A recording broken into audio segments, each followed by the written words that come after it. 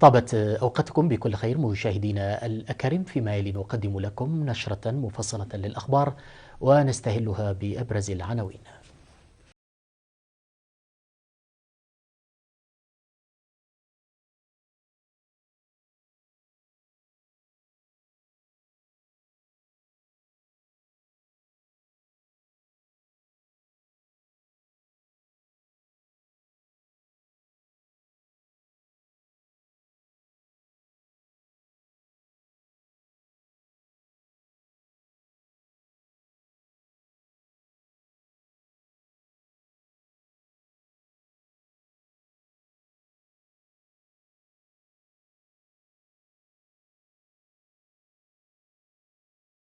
نواصل النشرة، أهلا بكم.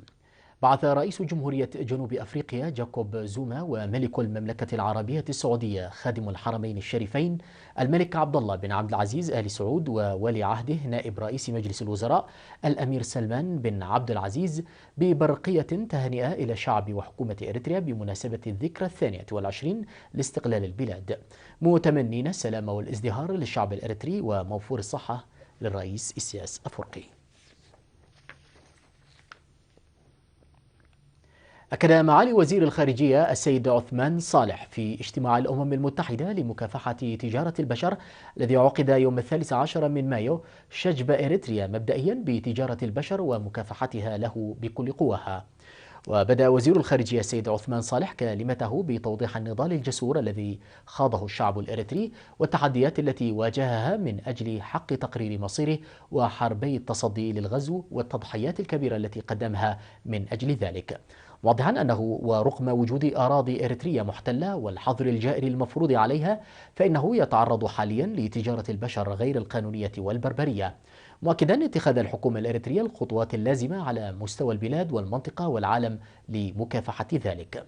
وقال أن رفع الوعي هو العامل الأساسي والأول، موضحا بأن إريتريا ظلت تقوم بحملة تعبئة واسعة للمتضررين والأسر والمجتمع، وتعمل جاهدة لتقديم الجنات أمام القانون ومعاقبتهم، وتدعم مساعدة المتضررين دون فرز، وشدد على مسؤولية كل دولة على وضع حد للجريمة النكراء، وأن إريتريا تدعم على تطوير علاقات وطيدة بين الدول التي تقع فيها هذه الجريمة لإيجاد التنسيق على المستويين الإقليمي والعالمي.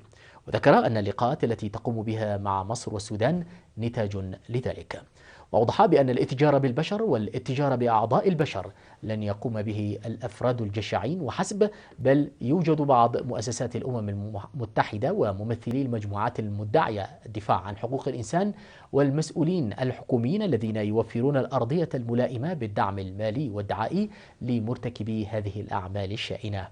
وأكد الوزير عثمان صالح بأن إريتريا لديها الأدلة الملموسة بشأن ذلك، ودعا لإجراء تحقيق فاعل وواضح وشفاف لتقديم هؤلاء أمام القانون. وأوضح وزير الشؤون الخارجية السيد عثمان صالح بأن النضال ضد الاتجار بالبشر يرتبط مباشرة بالنضال من أجل السلام والاستقرار وتطور الدول اجتماعيا واقتصاديا، وتطلب اتخاذ الإجراءات التطبيقية لتحقيق ذلك، مؤكدا بأن شعب وحكومة إريتريا وإلى جانب بناء وطنهم سيعملان لكشف الاتجار بالبشر وداعمهم. تعهد الإريتريون المقيمون في مدينة فيينا النمساوية ونيوبرغ الألمانية على إنجاح الحملة الاقتصادية الوطنية من خلال تقوية تأطيرهم الوطني وتصدي لإفشال كافة المؤامرات المحاكاة ضد الوطن. وقدم سفير إريتريا لدى ألمانيا السيد بطرس تسغاي شرحا مسهبا للإريتريين المقيمين في نمسا حول الأوضاع الراهنة بالبلاد ودورهم في برامج التصدي والتنمية. من جهتهم أكد المشاركون على تعزيز دورهم في الحملة الاقتصادية الحالية إلى جانب استعدادهم التام للمشاركة في فرص الاستثمار المتاحة سواء بشكل جماعات أو أفراد. كما قدم وكيل مكتب شؤون الجاليات بالسفارة الإريترية في ألمانيا سيد كحسي تولد شرحا مماثلا للإريتريين المقيمين في مدينة نورنبرغ الألمانية حول مسيرة نشر العدالة الاجتماعية وبناء وطن قوي، ودعا الإريتريين المقيمين في الخارج للمحافظة على وحدتهم الوطنية وتعزيز مشاركتهم في البرامج الوطنية، منوها إلى أن سر انتصار الشعب الإريتري يكمن في وحدته ووفاقه الوطني، مؤمنا على ضرورة أن تعمل الأسر والجاليات على نقل هذه القيم إلى الجيل الصاعدة. هذا وأفادت الأنباء الواردة إلينا من هناك عن تقديم العديد من المحاضرات في الاجتماع الذي عقد يوم أمس الأول بالشباب تحت عنوان آثار الحرب النفسية ودور الشباب في توريث الروح الوطنية والعزة والمقاومة الوطنية.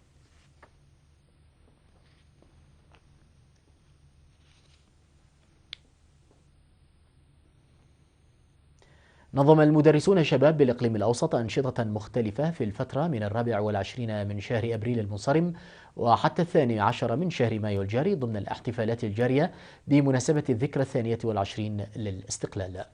واشتملت الفعاليات على منافسات رياضية ومسابقات للمعلومات العامة والخطابة والقصة القصيرة وغيرها من الأنشطة الأخرى التي زادت من روح المنافسة في أوساط المدرسين على نحو كبير. ودعا رئيس الاتحاد الوطني لشباب وطلبة إريتريا السيد سلطان سعيد بعد إشادته بالفعاليات إلى تجديد عهدهم للتفاني في أداء مهنتهم والمحافظة على قيم التعليم التربوية. من جهته أوضح مسؤول فرع الشباب العامل المؤقت بالإقليم الأوسط الشاب جيلاني إبراهيم بأن البرنامج هدف للاحتفال بالذكرى العظيمة وتبادل الخبرات بين المدرسين، مضيفا بأهمية دور المعلم في عملية تنشئة جيل مسلح بالعلم والمعرفة، إلى جانب أهميته في تحقيق غايات اتحاد الشباب بشكل عام. هذا ووزعت في ختام الفعاليات الجوائز على الفرق والأفراد الفائزين في مختلف الفقرات.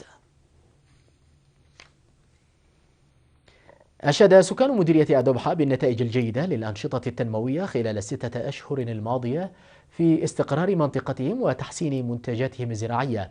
وضعوا عن عزمهم لمضاعفة جهودهم في تنفيذ البرامج التنموية بالمنطقة التي اشتملت على أنشطة المحافظة على المياه وحماية التربة للإنجراف وتشييد الجداول المائية وشق وصيانة الطرق. وأثنت السيدتان فاطمة حامد وأمنة إدريس من سكان منطقة دريت على فوائد البرامج التنموية المنتظمة للمديرية سنويا على حياة السكان بشكل عام، وتعهدتا على مضاعفة مشاركتهما مستقبلا، معربتين عن إشادتهما بالمشاركة الشعبية الكبيرة بصورة عامة ومشاركة النساء بشكل خاص. كما أشارت السيدة فاطمة محمد والسيد عثمان حامد إلى صيانة طريق نقفة أدوبحة ضمن البرامج التنموية بالمنطقة، وناشدا شركة النقل العام على تعيين حافلات في الخط.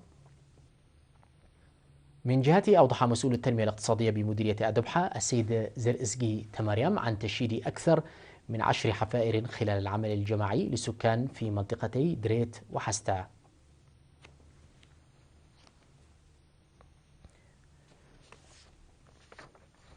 أوضح سكان ماي دوغو علي في مديرية ملقي أن مؤسسات الخدمات الاجتماعية التي أرسيت لهم خلال سنوات الاستقلال 22 ساهمت في تطورهم وتطور منطقتهم.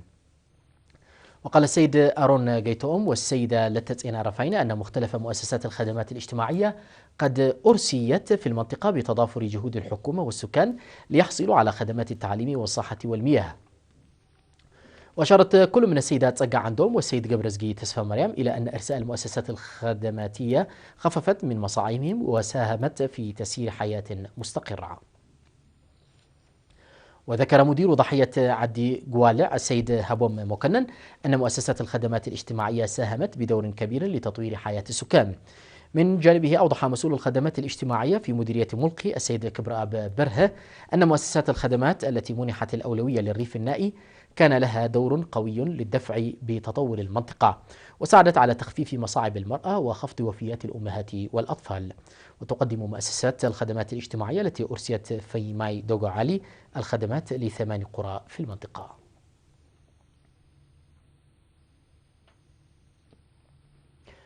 مشاهدينا الأكارم، بهذا نكون قد وصلنا وإياكم إلى ختام نشرتنا الإخبارية قدمناها لكم من الفضائية الإريترية. دمتم بخير والسلام عليكم ورحمة الله.